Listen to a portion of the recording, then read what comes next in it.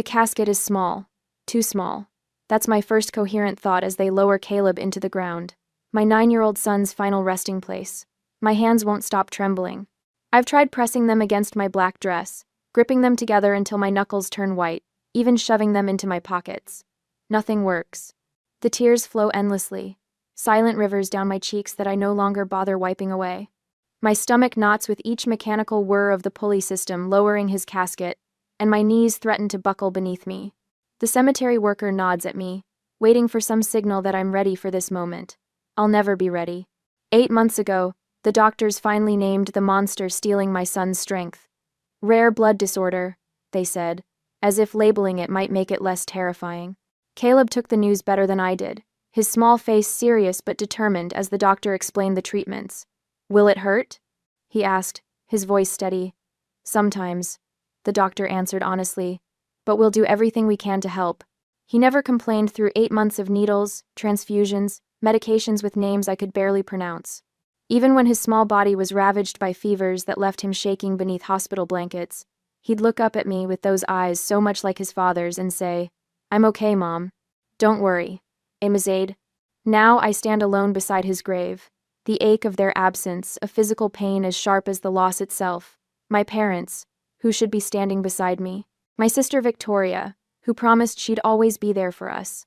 Melissa, my best friend since 3rd grade, who held my hand through my divorce but couldn't be bothered to show up today. I pull out my phone, a reflexive gesture I immediately regret. Victoria's Instagram feed loads automatically. Photos of her engagement party at the Grand Horizon Hotel flood my screen happening right now, at this exact moment. There she is, champagne glass raised, diamond glittering, our parents beaming beside her. The timestamp shows it was posted 20 minutes ago, while I was listening to the minister speak words that couldn't possibly capture who Caleb was. "Are you doing all right, dear?" I look up to see Angela, my elderly neighbor, the only person who came today. Her weathered hand rests lightly on my arm, her eyes full of genuine concern. For 18 months, she brought homemade meals to our house when I was too exhausted from hospital visits to cook. She sat with Caleb when I needed to shower or sleep. She never once treated his illness as an inconvenience. "They didn't come," I whisper, the words barely audible. "Not one of them." I can't stop remembering Caleb's laugh, the real one, before the illness, when it would bubble up from somewhere deep and uncontrolled.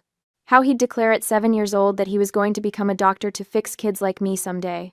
The way he'd insist on wearing his superhero pajamas to chemo treatments because superheroes are brave, even when they're scared. "That boy loved you more than anything in this world," Angela says quietly. I nod, remembering how Ethan, my ex-husband, had set up an $850,000 college trust fund for Caleb before his company transferred him overseas. "If anything ever happens," he'd said, "you're the residual beneficiary. I know you'll honor his memory." He couldn't have known how soon those words would matter. Part of me wants to call my parents, to scream until my voice gives out. How could they choose Victoria's engagement party over their grandson's funeral? Another part feels too numb to feel anything at all. I've spent 18 months fighting for my son's life, sleeping in hospital chairs, memorizing medical terminology, advocating when doctors dismiss symptoms. Now there's nothing left to fight for. My phone buzzes with a text message. My mother's name appears on the screen. "We need to talk. Bring the trust documents tomorrow." I stare at the message, reading it twice to make sure I understand. They didn't come to Caleb's funeral, but they're interested in his trust fund? Something cold and analytical cuts through my grief for the first time today. Something doesn't add up. I type back, "I'm burying my son today. I can't talk about paperwork right now." Her response comes immediately. "Don't be dramatic, Destiny. This is important for the whole family." The whole family. The same family that couldn't spare 2 hours to say goodbye to Caleb. The reality of what's happening begins to crystallize. This isn't just about money, it's about the last thing I have from my son, his legacy, the future he'll never have. I realize with sudden clarity that I'm alone in this fight. My parents, Victoria, even Melissa, they're united, coordinating, while I'm vulnerable and isolated in my grief. What have they been planning? For how long? Angela notices my distress. "What is it?" I show her my mother's message, watching her face harden as she reads it.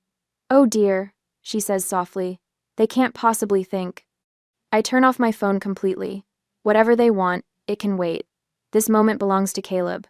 I won't let them take that from me too. Angela places a gentle hand on my shoulder.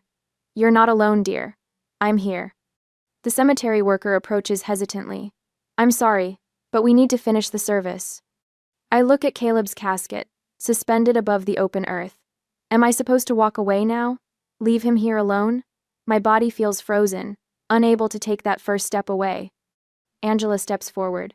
Give her a moment, please. She's saying goodbye to her boy. The worker nods and steps back, respecting the boundary Angela has created. I reach into my pocket and pull out Caleb's favorite action figure, the one he insisted on keeping with him through every hospital stay. I kneel beside the grave and place it gently on top of his casket. I'll protect what's yours, I promise, I whisper. As I stand, something shifts inside me. Through the fog of grief, a small spark ignites. I don't know what tomorrow will bring, but I know one thing with absolute certainty. They will not take my son's legacy without a fight. The morning after the funeral dawns gray and drizzly, matching my mood as I drive to my parents' colonial-style home in Oakwood Heights. I grip the steering wheel too tightly, my knuckles whitening with each mile closer to their house. My throat constricts at the thought of seeing them after yesterday after they chose Victoria's engagement party over their own grandson's funeral. I park behind a familiar silver BMW, Melissa's car. Of course she's here too. The front door opens before I reach it. My father stands in the entryway, his face a practiced mask of paternal concern that doesn't reach his eyes. Destiny, come in. We've been waiting. The living room feels like a boardroom. Victoria sits primly on the cream sofa, legs crossed at the ankle, her blonde hair swept into a perfect chignon. Melissa perches beside her, studying her manicure with sudden fascination when I enter. My mother stands by the mantel, one hand resting on a framed family photo where we're all smiling, a performance for the camera. No one mentions Caleb. No one says they're sorry. My father doesn't waste time. He walks to the mahogany coffee table where a folder lies open, papers arranged in neat stacks. We need to reallocate the trust with Victoria as trustee, he announces, sliding a document toward me. Sign here and here. I don't reach for the pen. What are you talking about? Victoria uncrosses her legs and leans forward. Destiny, you're in no condition to manage this kind of money. We're trying to help. My mother steps closer, her voice honeyed with false sympathy. You've always been impulsive with finances. Remember that boutique you wanted to open after college? Thank goodness your father talked you out of it. I glance at Melissa, hoping for some flicker of the friendship we once shared. She meets my eyes briefly before looking away, her silence confirming her allegiance. We've already spoken with Ethan's lawyer, my father says, tapping the papers. Given your mental state, he agrees this is the prudent course. The words hit like physical blows. I pick up one of the documents, recognizing legal language about mental competency evaluations. Another page catches my eye, research on trust law dated 14 months ago, when Caleb was first hospitalized. You've been planning this since Caleb got sick, I whisper, the realization burning through me. While I was sitting beside his hospital bed, you were researching how to take his money if he died. Victoria sighs dramatically. You're exaggerating again. That's exactly why we're concerned. My father pulls out another document, sliding it across the table. If you refuse to sign, we're prepared to petition for guardianship. The court will understand that grief has compromised your judgment. The full scope of their betrayal crystallizes. They dismissed Caleb's illness for 8 months, calling me overprotective when I insisted something was seriously wrong. Now I understand why they were positioning themselves all along, waiting for the worst to happen. My world shifts, reality reconstructing itself around this terrible truth. Memory after memory realigns in this new light. My mother 10 months ago. It's probably just anemia, Destiny. You always make mountains out of molehills. My father, when Caleb needed specialized treatment. These doctors are taking advantage of your anxiety. He just needs vitamins. Victoria, declining to visit him in the hospital. Hospitals are depressing. Besides, he's just going to get better anyway. I see a blueprint peeking out from beneath the trust documents. I pull it, free renovation plans for Victoria's new house, a $200,000 kitchen remodel, a home theater, a pool with a waterfall. You never even visited him in the hospital, I say, my voice steadying with the clarity of anger. Not once in 8 months. Victoria tosses her head, impatient. We all grieve differently, Destiny. Some of us just handle it better. The casual cruelty of her words stuns me. For the first time, I see my family clearly not as the loving support system I've desperately tried to believe in, but as people who view Caleb and me as props in their perfect family image, useful only when convenient. Why now? I ask. Why the sudden urgency? Victoria exchanges glances with my parents. Something passes between them. A silent communication that excludes me as it always has. Fine. You deserve to know, Victoria says finally. Robert's development company is facing some cash flow issues. The wedding might need to be postponed unless we secure additional funding. My mother fidgets with her pearl necklace. And there's the vacation property in Hilton Head. The market turned, and we're a bit extended. We're not villains, Destiny, my father says, his tone softening to the one he uses when closing business deals. We're family facing difficult circumstances. Melissa finally speaks, her voice small. My divorce will be final next month. Victoria promised me a position at Robert's company. I need this, Destiny. I have the twins to think about. I see them now, not cartoon villains, but frightened people willing to sacrifice me to maintain their lifestyles, their status, their comfort. If you don't sign, we'll have to take more drastic measures, my father warns, his kindly mask slipping. My mother reaches for my hand. After everything we've done for you and Caleb all these years, I almost laugh. What exactly have they done? Sent birthday cards with $20 bills? Called once a month to ask superficial questions about our lives? Don't make this harder than it needs to be, my father says, voice hardening. You're not thinking clearly. Victoria checks her watch. We need this resolved within 60 days, before Robert's next project financing deadline. The desperation in their eyes tells me everything. They need Caleb's money, my money now, to solve their problems. I stand, gather the documents, and place them back in the folder. I need time to think, I say, heading for the door. Destiny! My father's voice carries the sharp edge I remember from childhood arguments. Don't walk away from this table. I close the front door behind me with quiet finality. In my car, I press my forehead against the steering wheel, overwhelmed by what just happened. My phone buzzes with a text from Angela. How did it go? I'm here if you need to talk. Before I can respond, another call comes through Ethan's parents. I answer with shaking hands. Destiny, dear. Martha's voice is warm with genuine concern. We just heard about the funeral. We're so sorry we couldn't be there. We were in Europe and just got the news. We loved that boy so much, George adds, his voice breaking. Their grief sounds real, their concern authentic, unlike the calculated performance I just witnessed from my family. As I hang up, I remember something Ethan mentioned when setting up Caleb's trust. If you ever have questions, contact Richard Donovan. He's the best trust attorney in the state. For the first time today, I feel a flicker of hope. I'm not alone in this fight. Angela, who saw how I cared for Caleb every day. Ethan's parents, who loved him without condition. Richard Donovan, who knows exactly what Ethan intended for Caleb's money. I start the car, my decision made. I won't try to fight this battle alone.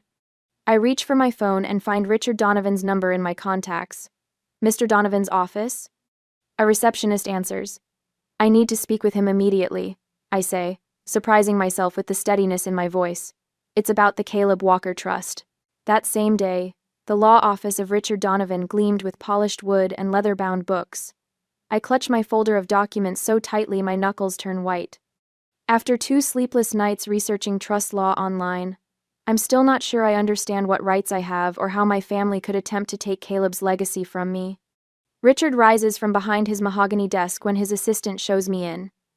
He's older than I expected, with silver hair and reading glasses perched on his nose. His handshake is firm, his eyes kind but assessing. Mrs. Walker, please have a seat. I'm very sorry about your son. Thank you. My voice catches. I've heard those words dozens of times in the past week, but his tone carries genuine empathy rather than obligation. I slide the folder across his desk. These are all the documents I have about Caleb's trust. My ex-husband Ethan set it up before his company transferred him overseas. Richard opens the folder, scanning the contents with practiced efficiency. He nods occasionally, pausing to read certain sections more carefully. The silence stretches until I can't bear it. My family wants me to sign over control of the trust. They claim I'm not mentally stable enough to manage it because of my grief. The words taste bitter on my tongue. They didn't even come to Caleb's funeral. Richard looks up sharply. They didn't attend the funeral? No, my sister Victoria had her engagement party the same day. My parents and my former best friend Melissa chose to go to that instead. He removes his glasses, pinching the bridge of his nose. I remember when Ethan set up this trust. He was very specific about his intentions. Richard opens his desk drawer and pulls out a manila folder with Ethan's name on the tab. My breath catches. I wasn't expecting him to have separate records. Ethan was exceptionally thorough. Richard explains, extracting a notarized document. This is his statement of intent for the trust. He hands me the paper, and I read Ethan's familiar handwriting.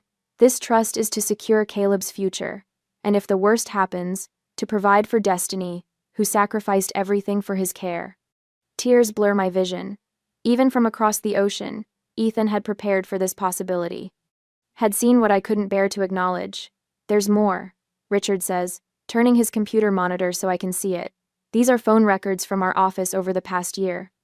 The spreadsheet shows multiple calls from numbers I recognize immediately. My parents' landline and Victoria's cell phone. They contacted you? About Caleb's trust? My voice sharpens. Not me specifically. They called asking about trust provisions and beneficiary laws. My assistant flagged it because she recognized the names from Ethan's file. They never actually spoke to an attorney here. A clarity cuts through my grief for the first time in days. They knew about the trust terms before Caleb died. That's why they've been planning this. It appears so, Richard says, his expression hardening. Mrs. Walker, I want to be very clear about something. This trust has explicit provisions preventing family interference.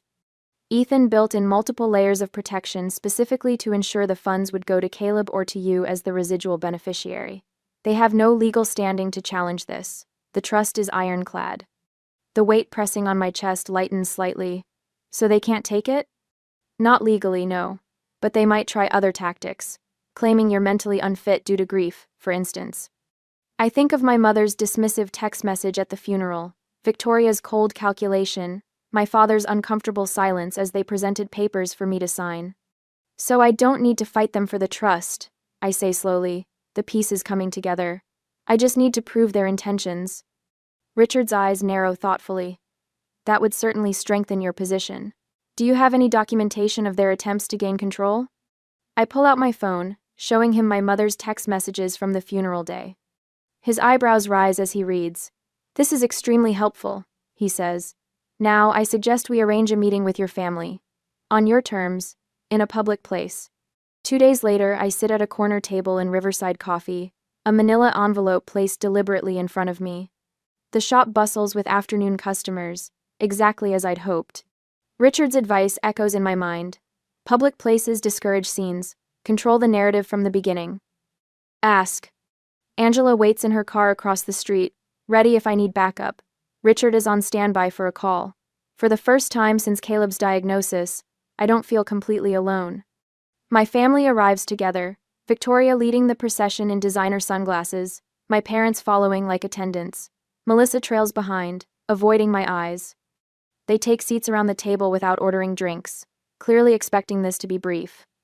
Victoria immediately reaches for the manila envelope. So you've signed the papers? I knew you'd be reasonable. I place my hand firmly on the envelope. Before we discuss any papers, I want to know why none of you came to Caleb's funeral. My mother sighs dramatically. Destiny, we've been through this. Victoria's engagement was planned months ago.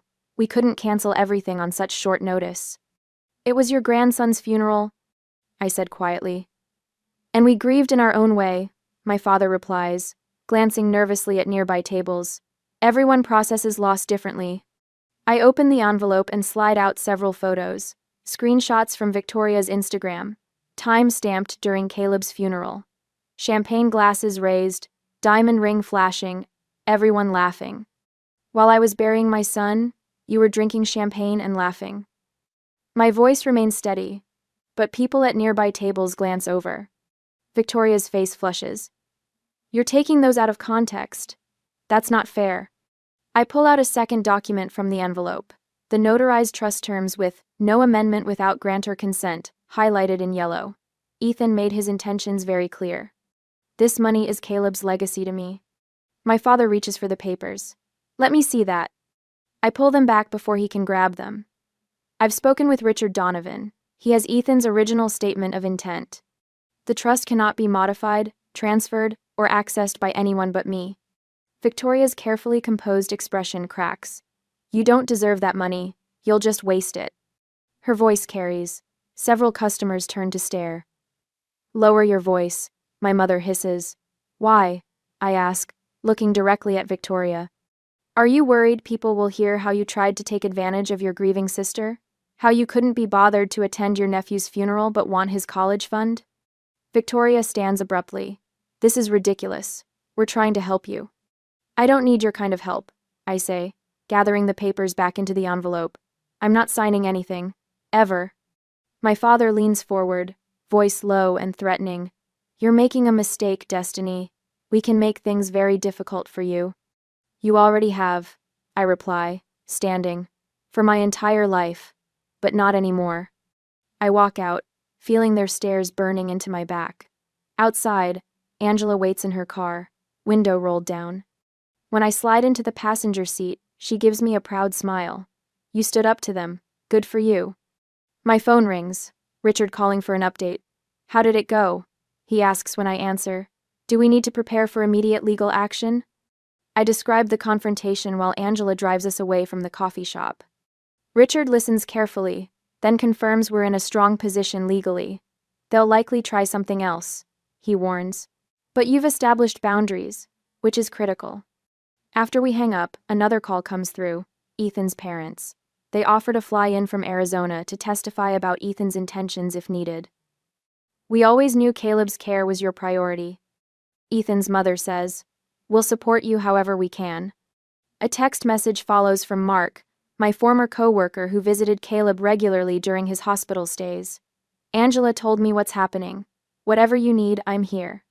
For the first time in weeks, I feel the weight on my chest lighten. I'm not fighting alone anymore. In Angela's driveway, I take a moment before getting out of the car. I touch Caleb's photo on my dashboard, his last school picture, taken before he got sick, his smile still radiant with hope. First step done, buddy, I whisper. Angela squeezes my hand. You did wonderfully today. I nod, staring at the horizon. But they won't give up easily. They'll try something bigger next. And we'll be ready, Angela says firmly. You're not alone anymore, Destiny. I take a deep breath, feeling something unfamiliar building inside me. Not just grief, not just anger, but resolve. They couldn't be bothered to say goodbye to my son. They won't get to decide what happens to his legacy.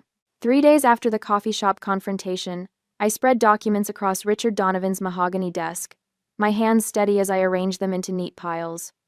Grief still pulses beneath my skin, but something else has emerged alongside it, a cold, clear objectivity that surprises me with its intensity.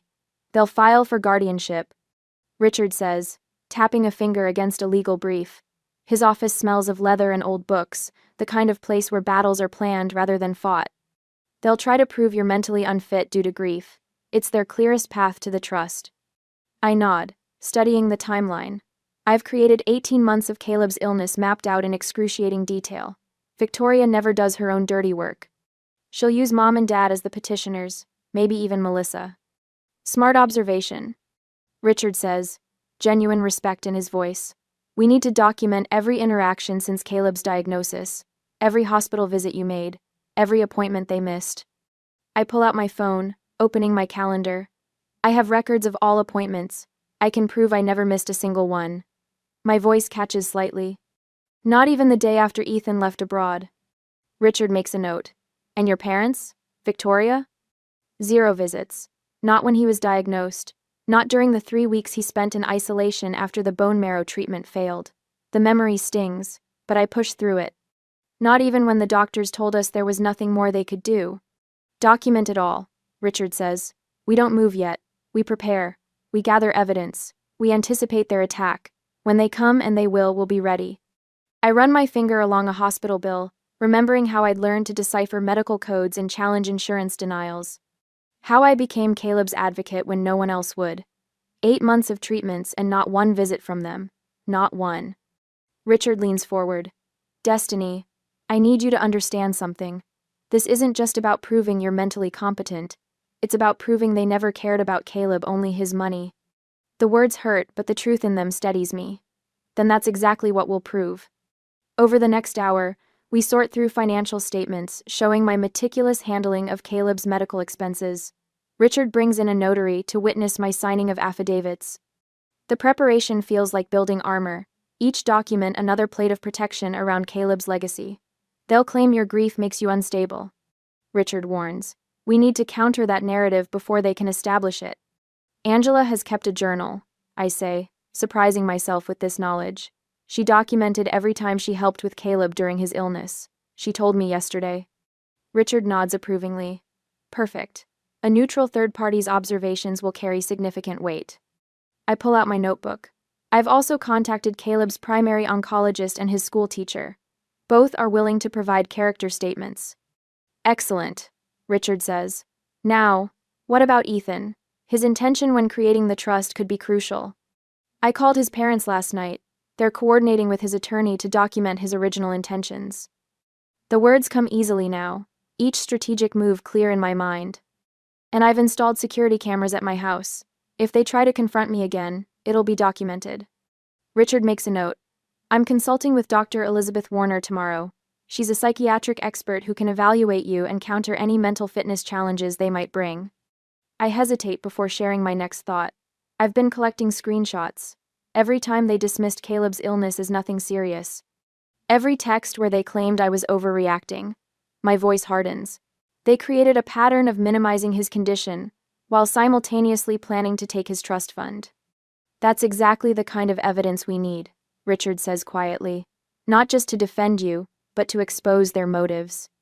I stare out his office window at the autumn leaves dancing across the parking lot. Caleb loved fall, the colors, the smell of cinnamon, the way leaves crunched beneath his feet. Last October, I'd wheeled him outside the hospital just so he could feel the crisp air on his face. Are you all right? Richard asks. Just remembering, I say, returning to the present. What else do we need? As Richard outlines our next steps, my phone buzzes with a text from Angela. Just heard from Martha at the hospital. Melissa was asking questions about Caleb's treatment schedule. Be careful. My stomach tightens. I show Richard the message.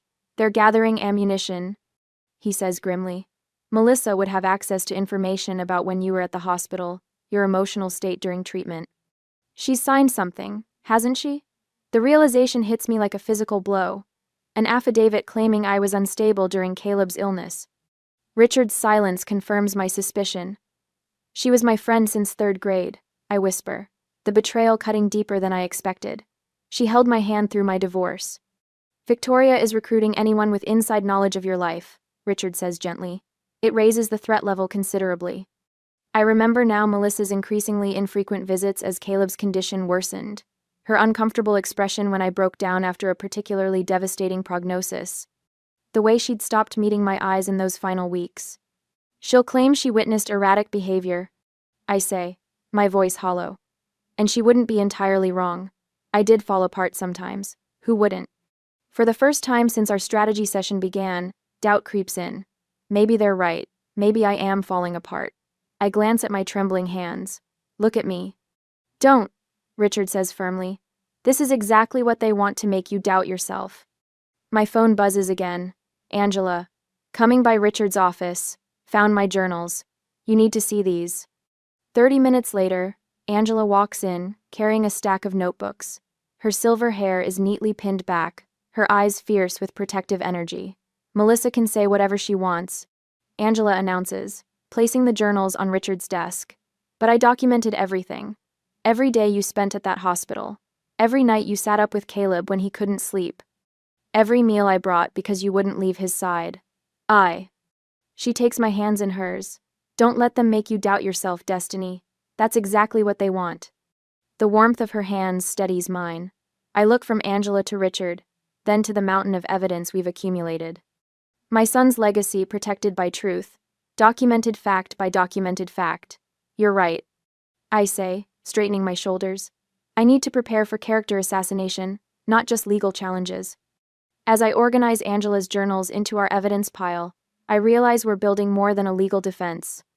We're creating a monument to the truth of who really stood by Caleb when it mattered and who didn't. Later that evening, after Angela left, my hands shook as I taped the last photo to the evidence board in Richard's office. It shows my parents at Victoria's engagement party, champagne glasses raised in celebration exactly 42 minutes after Caleb's casket was lowered into the ground. That's the final piece, Richard says, stepping back to survey our work. The conference room wall has transformed into a comprehensive timeline of betrayal, medical records showing every appointment I attended, financial statements proving responsible management of Caleb's medical expenses, witness statements from hospital staff, neighbors, and Caleb's teachers. A documented 18-month absence of my family during Caleb's illness. Will it be enough? I ask, straightening a document that details Victoria's unauthorized access to Caleb's medical files. Richard adjusts his glasses, his expression serious but confident. They'll file for emergency guardianship claiming you're mentally unfit, but we've anticipated every argument they could make. He taps the notarized statement from Ethan's parents. This alone makes their position legally tenuous.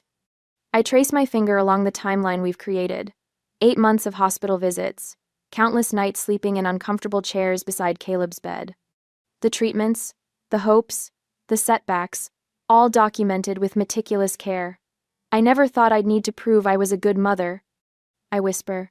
You shouldn't have to, Richard says, placing a supportive hand on my shoulder. But people who want what isn't theirs will create whatever narrative serves them. As if on cue, my phone buzzes with a text from Angela. I read it aloud. 23 neighbors signed the character petition. A small victory, but each one strengthens our position. I've spent the past week gathering an arsenal of truth against my family's inevitable attack. Security cameras now monitor my home, recording any uninvited visits. I've documented every text, every voicemail, every social media post, where Victoria subtly questions my mental state. They're painting me as unstable, I say, staring at Victoria's recent Facebook post asking for prayers for family members struggling with mental health issues after loss. The comments section overflows with sympathetic responses, none mentioning that she didn't attend her nephew's funeral. Richard nods grimly. Classic strategy. They can't win on legal grounds, so they're trying to win in the court of public opinion first. The phone on his desk rings. Richard answers, his expression darkening as he listens. I see. Thank you for letting us know. He hangs up and turns to me. That was my contact at Memorial Hospital. Someone requested Caleb's complete medical records yesterday. My stomach drops. Who? Victoria used an old emergency contact form to gain access. The room seems to tilt slightly. They'll twist everything, I say, my voice rising. They'll find the one time I questioned a medication dosage or got emotional with a nurse and use it to make me look incompetent. They're getting desperate, Richard says. This confidentiality breach shows how far they're willing to go. I grip the edge of the table to steady myself. What else are they doing that we don't know about? Richard opens his laptop. Let's find out. He types quickly, then turns the screen toward me. They've been calling your former colleagues at the marketing firm. A LinkedIn message from my old supervisor appears. Destiny, your sister called asking about your emotional stability during your employment. What's going on? Call me. They're building a case against me on every front, I say, the anger finally breaking through my grief. They're trying to erase everything I did for Caleb. Richard closes the laptop. We need to add a defamation counterclaim to our strategy. This goes beyond the trust now they're attacking your reputation. I think of Caleb's brave face during treatments, how he never complained even on his worst days. If my 9-year-old could face down death with courage, I can face down my family with the same resolve. Let them try. I say, my voice steadier than it's been in weeks. We have something they don't. What's that? Richard asks. The truth. I answer, turning back to our evidence board. Every moment I spent with Caleb, every decision I made for him, every sacrifice, it's all here. They can't erase that. Richard nods approvingly. I'll update our legal response package to include their recent actions. By night, we've refined our strategy, accounting for Victoria's escalating tactics. Richard confirms, our legal response is complete, character witnesses prepared, evidence organized, counterclaims ready. Angela calls as I'm driving home. The security system is working perfectly, she tells me. I tested it once again while you were gone. Thank you, I say, feeling a rush of gratitude for this woman who's become more family to me than my actual relatives. Ethan's parents arrive tomorrow. They're bringing documentation about the trust's original purpose. You've done everything possible to protect Caleb's legacy, Angela says firmly. Now we wait for them to make their move. As I pull into my driveway, I realize something has shifted inside me. The paralyzing grief hasn't disappeared, but it's been joined by something else, a fierce, protective anger that burns away the fog of despair. I'm not afraid anymore. I'm angry. And I'm ready. The next morning, the sheriff's knock hits like a hammer. When I open the door, his face is professionally blank as he extends a thick manila envelope. Destiny Walker? You've been served. My fingers tremble as I take it. The weight feels wrong, too heavy for mere paper, too light for the destruction it contains. The sheriff tips his hat and leaves while I stand frozen in my doorway, the envelope burning against my skin. Inside, I spread the documents across my kitchen table and scan the heading. Emergency petition for guardianship. My stomach lurches. They're not just coming for Caleb's money anymore. They want control of me. The phone rings. Richard. They filed, I say, my voice hollow. I know. Just got the notification. How are you holding up? I stare at the affidavits attached to the petition. Melissa's signature jumps out first 3 pages, detailing every moment of weakness she witnessed during Caleb's illness. The times I forgot to eat. The night I sobbed uncontrollably in the hospital hallway. The morning I couldn't remember if I'd taken my own medication. They've twisted everything. I whisper. They quoted his medical records. Things I told the doctors in confidence. Victoria shouldn't have had access to those files, Richard says, his voice hardening. That's our countermove. The hospital ethics committee is already investigating. I flip to the next page. Financial statements showing my depleted savings account. 18 months without steady income while caring for Caleb had drained everything. They've highlighted every overdraft fee, every late payment, presenting it as evidence of financial irresponsibility rather than the reality of a mother spending everything to save her son. The hearing is tomorrow, Richard says. We knew this was coming. We're ready. But I'm not sure I am. This isn't just about money anymore. They're trying to take away my autonomy, my dignity, my very identity as a competent adult. The document before me paints a picture of a woman falling apart, unable to make rational decisions, a danger to herself without proper supervision. Have you seen the newspaper? Richard asks quietly. I pull up the local news website on my phone. There they are, my parents, sitting in their immaculate living room, sorrow etched into their carefully composed expressions. The headline makes me nauseous. Family seeks help for grieving mother. My father's quote appears in bold. This breaks our hearts, but we have to protect her from herself. I switch to social media and find Victoria's carefully crafted post, a throwback photo of us as children, her arm around my shoulders. Sometimes the hardest thing to do is step in when someone you love is suffering. Please keep our family in your thoughts during this difficult time. Mental health awareness. Family first. The comments section overflows with support for them. People who don't know us, don't know Caleb, offering prayers and praise for their bravery in helping me. They've already tried and convicted me in the court of public opinion. I say. Courts don't decide cases based on Instagram likes, Richard replies. I've filed our counter petition. Ethan's parents arrived this morning. They're ready to testify about his intentions for the trust. The hospital ethics committee has issued a formal statement about the unauthorized access to Caleb's records. I touch the silver locket around my neck, feeling Caleb's photo inside. What if it's not enough? It will be, Richard says with quiet confidence. Angela has more than 20 neighbors coming to support you. Your former supervisor has submitted a statement about your professionalism. And Dr. Levine, Caleb's primary physician, has provided an affidavit praising your medical decision-making throughout his treatment. My phone pings with a text from Angela. We're all set for tomorrow. The whole block is behind you. For the first time since receiving the sheriff's papers, I feel something beyond fear, a spark of determination, fueled by the absurdity of their claims. They weren't there, any of them. Not for one chemo treatment, not for one blood transfusion, not for one night when Caleb's fever spiked to 104 and I thought I might lose him right there in the pediatric oncology unit. I've also submitted the security footage, Richard continues. showing Victoria and your mother trying to enter your house last week when you were meeting with me. I remember coming home to find the doorbell camera notification, watching the recording of them testing doorknobs, peering through windows. We're hitting back with everything, Richard says. The restraining order request has been included in our counter petition. I look at the documents spread across my table, their lies printed on legal letterhead, made official with court stamps and case numbers.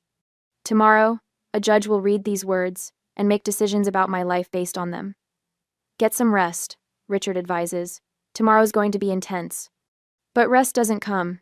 I'm reviewing my testimony for the fourth time when the doorbell camera alert flashes on my phone at 9:48 p.m. Victoria stands on my porch, alone. I consider ignoring her, but something tells me to face this. I activate the recording function on my phone before opening the door, keeping the security chain latched. What do you want, Victoria?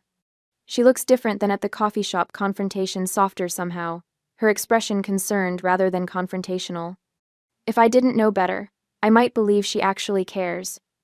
Can I come in? Just to talk? She asks, her voice gentle. No. Her shoulders drop slightly. Destiny, please. This doesn't have to be so public.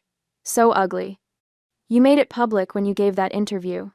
You made it ugly when you accessed Caleb's private medical records. Victoria glances toward the security camera, clearly aware she's being recorded. I'm offering you one last chance to avoid public embarrassment. Drop your opposition to the guardianship petition. Sign over control of the trust to me as administrator. We'll withdraw the petition, and no one ever has to know about your episodes. The word hangs between us like poison. Episodes? The night you called Melissa at 3 a.m., hysterical about Caleb's breathing. The time the hospital nearly called child services because you couldn't remember when he'd last taken his medication. Her voice remains sympathetic, but her eyes are cold. We'll destroy your reputation completely. Everyone will know how unstable you are. I feel a strange calm settling over me. I think you should leave now, Victoria. Her mask slips then, just for a moment. But it's enough. Rage flashes across her features before she composes herself. You think you deserve that money? You were always the burden. The problem child. The disappointment. She leans closer to the door. We carried you your entire life. Now it's time you did something for this family. I close the door without another word, my hands steady for the first time today. I immediately call Richard, forwarding him the recording. Perfect, he says after listening. Her mask finally slipped. This is exactly what we needed. It's past midnight when Angela arrives with an overnight bag. I thought you could use some company, she says, setting a thermos of tea on my kitchen table. Thank you, I whisper, unsure if I can explain how much her presence means. Tomorrow we show them what real strength looks like, she says, squeezing my hand. My phone lights up with a text from Richard. Everything is ready. Ethan believed in you. So do we. I can't sleep, so I sit in Caleb's room instead, holding his favorite stuffed dinosaur. The glow-in-the-dark stars we stuck to his ceiling still shine faintly. I take out my locket and open it to see his smiling face. Tomorrow is for you, buddy, I whisper to his photo. For your legacy. For the first time since the sheriff knocked on my door, I feel something beyond fear or determination. I feel ready. The next morning, I enter the courtroom with my head high, flanked by Richard, Angela, and Ethan's parents. The polished wood and solemn atmosphere remind me of a church, a temple where truth should matter more than performance. Victoria, my parents, and Melissa sit on the opposite side, their faces arranged in expressions of practiced concern. My stomach knots as I take my seat. It's been 48 hours since the sheriff served me with papers claiming I'm mentally unfit to manage my own affairs, let alone my son's legacy. Richard squeezes my arm gently as we settle at the defendant's table. All rise for the Honorable Judge Marion Peabody. A stern-faced woman in her 60s enters, her silver hair pulled back in a severe bun. She reviews the emergency petition with narrowed eyes before addressing the courtroom. These are serious allegations. I expect both sides to present evidence, not emotion. Her gaze sweeps across both tables. Mr. Harrington, you may begin for the petitioners. Now. Cited calls. My family's attorney rises, his expensive suit and confident posture reflecting their certainty they'll win. Your Honor, this is a case of a family desperately trying to help a daughter and sister who is spiraling after an unimaginable loss.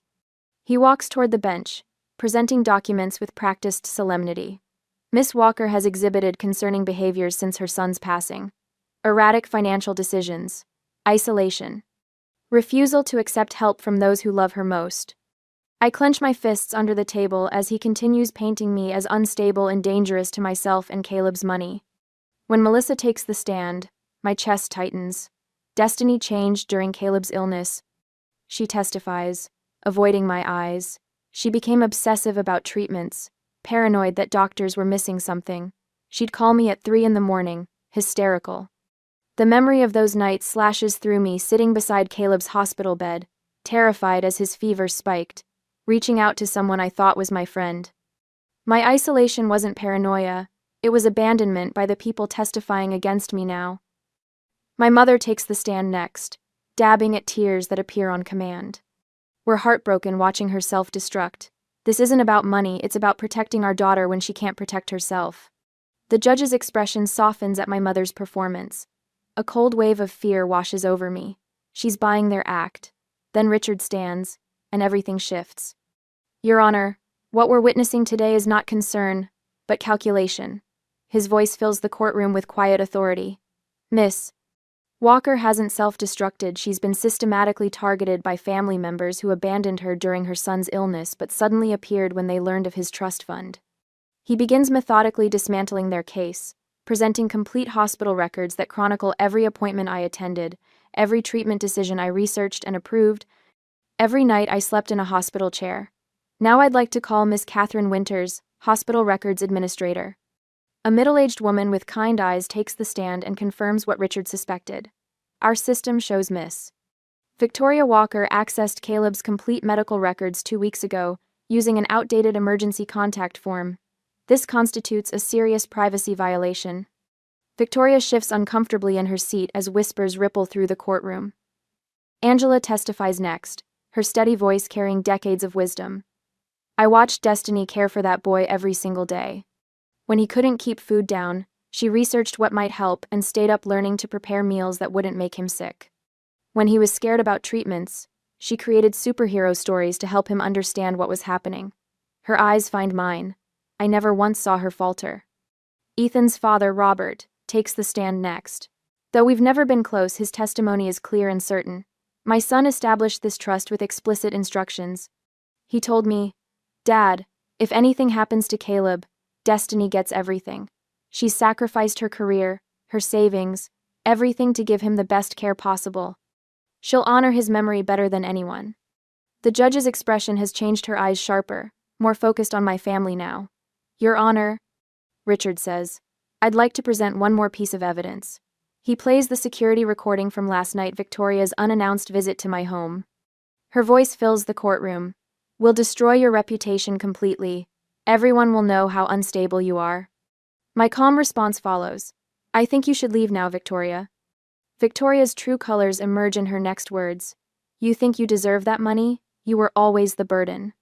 My sister's face flushes deep red. My mother's hand flies to her mouth. My father stares straight ahead, his jaw tight. The judge calls a 15-minute recess. When she returns, Victoria attempts to speak, but Judge Peabody silences her with a sharp gesture. Mr. Donovan, do you have additional evidence? Richard nods. One final exhibit, Your Honor. He plays an audio recording from our coffee shop meeting. The voices are crystal clear. My mother, once the guardianship is approved, we can settle Victoria's mortgage situation. Victoria, and the beach house repairs. The contractor needs $50,000 by next month. My father, once we have guardianship, we can use the money however we want. Destiny won't have any say. The courtroom falls silent. My family's attorney shifts papers aimlessly, clearly unprepared for this revelation. Judge Peabody calls another brief recess. When she returns, her expression has hardened into granite. I've reviewed all evidence and testimony in this matter. This court finds no basis whatsoever for the emergency guardianship petition. In fact, what I see is deeply disturbing, a coordinated attempt to exploit a grieving mother for financial gain. Victoria starts to protest, but the judge cuts her off. Miss Victoria Walker, I strongly suggest you remain silent. This court dismisses the petition with prejudice, meaning the petitioners cannot refile on these grounds. Furthermore, I am ordering an investigation into possible perjury by Melissa Bennett and Charles and Elaine Walker, whose testimonies directly contradict documented evidence. The judge continues, each word hitting like a hammer blow. I am granting an immediate restraining order prohibiting all petitioners from contacting Destiny Walker. The trust will be unfrozen immediately and secured against further challenges.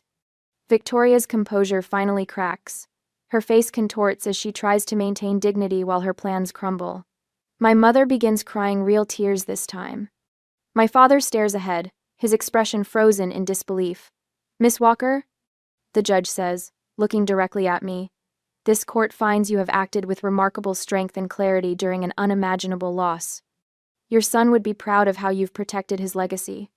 My parents and Victoria rise, attempting to approach me, but a bailiff steps between us, enforcing the new restraining order. Richard turns to me, his professional demeanor softening. The system worked today, Destiny. Justice was done. Angela's eyes shine with tears. Caleb would be so proud of you, dear. Ethan's parents embrace me, his mother whispering, You've honored our grandson and our son today. As I leave the courtroom, I touch Caleb's photo in my locket. The small silver frame holds his last school picture, grinning despite having lost his hair to chemo, his eyes bright with the determination that carried him through 18 months of fighting.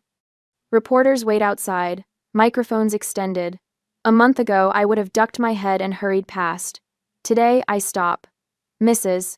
Walker, how do you feel about the court's decision? I straighten my shoulders, feeling stronger than I have since the day we received Caleb's diagnosis. Today, justice was done for my son. As cameras flash, I walk toward the future Caleb would have wanted for me, one where his memory isn't just preserved but honored through strength he helped me discover. The trust fund isn't just money, it's his legacy, and I've proven worthy of protecting it. The financial advisor slides a folder across his mahogany desk. These investment options would create sustainable funding for the scholarship program while preserving the principal, he explains. I study the numbers, no longer intimidated by financial jargon. 1 week since the hearing, and already the world feels different. The Pediatric Hematology Fellowship needs to be fully funded, I say, tapping the proposal. That's non-negotiable. The advisor nods, making notes. And the restraining order? Holding firm. They can't come within 1,000 feet. My voice doesn't waver anymore when I mention my family. Strange how quickly family has become an administrative term rather than an emotional one. The local paper published a front-page story yesterday, Mother Vindicated in Trust Battle. I've received dozens of supportive calls and messages. Even Victoria's fiancé called to apologize before announcing their engagement was off. My parents face possible perjury charges, and Melissa was fired after her recorded testimony circulated through her workplace. When I leave the advisor's office, Angela waits in her ancient Buick, window rolled down despite the autumn chill. All set? She asks. All set. I slide into the passenger seat, remembering all those rides to and from the hospital with Caleb. How Angela would bring thermoses of homemade soup when cafeteria food became unbearable. How she'd sit with him while I showered or napped. Never thought I could do this, I admit as we drive. Stand up to them. Create something lasting. Angela pats my hand. I knew. From the moment you placed that action figure in his grave and made that promise. That night, I sleep peacefully for the first time since Caleb's diagnosis. No nightmares of hospital corridors or beeping machines. Instead, I dream of Caleb laughing, whole and strong, running through sunlit fields. Richard calls the next morning. The foundation paperwork is filed. The trust is locked down tight, not even the Supreme Court could touch it now. My neighbors organize a meal train. Every evening, someone appears at my door with casseroles, soups, fresh bread. Small kindnesses that would have overwhelmed me with gratitude before now feel like confirmation of something I'm slowly beginning to understand. Family isn't always blood. I pull out a photo of Caleb, not a hospital photo, but one from before, at the beach, his smile wide beneath a baseball cap. For the first time, I can look at it without dissolving into tears. I know what to do with your legacy now, buddy, I whisper. 6 months later, I stand in the pediatric blood disorder unit where Caleb spent so many hours. The walls are brighter now, painted with underwater scenes that Caleb would have loved. A plaque beside the nurse's station reads, Caleb Walker Memorial Wing. A young nurse approaches, extending her hand. I'm Jennifer Abrams, the first Caleb Walker scholar. I can't thank you enough for this opportunity to specialize in pediatric hematology. Caleb would have been thrilled, I say, and realize I'm smiling as I speak about him. Not the tight, painful smile of someone holding back tears, but a genuine expression of joy at his memory. He wanted to be a doctor himself someday. The foundation is making such a difference, Jennifer says. 3 families have received emergency housing assistance already. The Caleb's Legacy Foundation now supports families facing the same battles we fought, covering expenses insurance won't, providing emergency housing near hospitals, funding specialized training for pediatric nurses. Each board meeting brings new possibilities for expanding our reach. Angela serves as volunteer coordinator, organizing a network of people who provide meals, transportation, and childcare for families with hospitalized children. Richard handles all legal matters pro bono, ensuring the foundation's stability. You've created something beautiful from something tragic, Ethan's mother tells me during her monthly visit. She and her husband have become grandparent advocates, helping other grandparents navigate the medical system when their grandchildren fall ill. I find myself speaking at support groups, mentoring parents new to the terrifying world of childhood chronic illness. The first step is believing you can do this, I tell them. The second is knowing you don't have to do it alone. My voice no longer shakes when I speak in public. My hands no longer tremble when I sign documents. The woman who stood frozen at her son's grave has become someone else entirely, someone stronger, someone Caleb would be proud of. 1 year to the day after Caleb's funeral, I return to the cemetery. The path feels different under my feet, no longer a march toward unbearable grief, but a purposeful visit to a place of connection. I place fresh flowers by his headstone, tracing the letters of his name with my finger.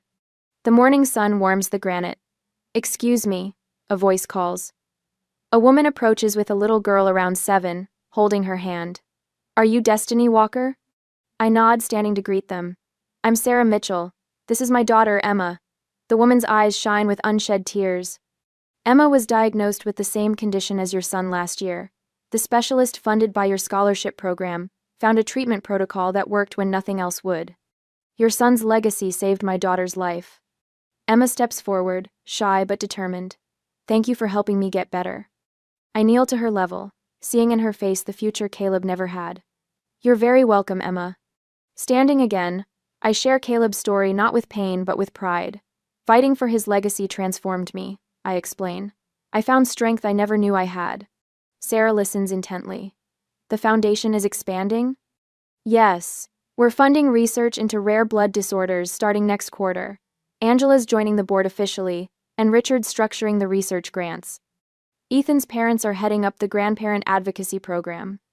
When they leave, I reach into my pocket and pull out Caleb's favorite action figure, the same one I'd placed in his grave a year ago. The cemetery worker had retrieved it for me after the service, understanding my immediate regret at parting with it. I place it gently against his headstone. I kept my promise, Caleb. Your legacy is safe and growing stronger every day.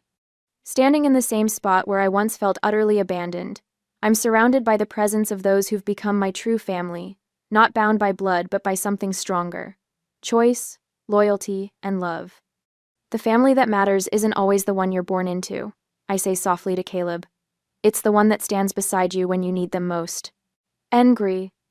As I walk back to my car, the morning sun warm on my face, I realize something profound. Sometimes the deepest betrayal leads to the most powerful transformation. I'm not just surviving now, I'm living the life that honors everything Caleb taught me about courage.